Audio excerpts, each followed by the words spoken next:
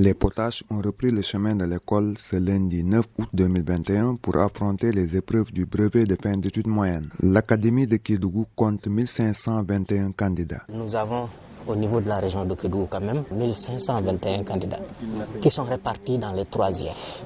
L'IEF de Kédougou qui tire le plus grand nombre, exactement 1000 candidats. Ensuite, il y a l'IEF de Tsarayab qui a 229 candidats et l'IEF de Salémata qui vient en dernière position. Ce qui nous fait un total de 1521 candidats répartis sur l'étendue donc de l'Académie de Kédougou. La délégation s'est rendue d'abord au centre Massireba, au centre Marcel Paravi, puis au centre Bakary Dansokho. Partout, les autorités se sont imprégnées du déroulement de l'examen. Au centre Marcel Paravi, nous avons recueilli pour vous les impressions de quelques candidats. La dissertation était un peu compliquée. Il y a 2 sujets au soir. Celle sur une si longue lettre sur le chômage. Pour moi, c'est bien. Si j'ai une si longue lettre. Pour cette première journée, une note de satisfaction se dégage de façon générale sur le déroulement du BFM session 2021. Satisfaction totale après avoir visité les centres d'examen. Remercier les autorités académiques, l'IA et les IF pour la parfaite organisation de cet examen du BFM. Le dernier examen qui va boucler peut-être l'année scolaire. Nous avons noté une entière satisfaction du point de vue organisationnel parce que tout a été sur place, l'ensemble des centres que nous avons visités.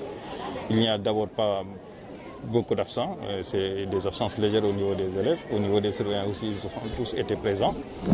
Et je pense que les épreuves se déroulent normalement et je pense que du point de vue des intempéries climatiques qu'on soupçonnait beaucoup, actuellement tout se passe très bien et il n'y a pas de grand danger. Les autorités administratives ont pris toutes les dispositions utiles pour en arriver là. Les inquiétudes relatives à la situation particulière de Kédougou en cette période de saison des pluies ont été quasiment levées. Alors cet examen aussi se déroule dans une situation assez spécifique.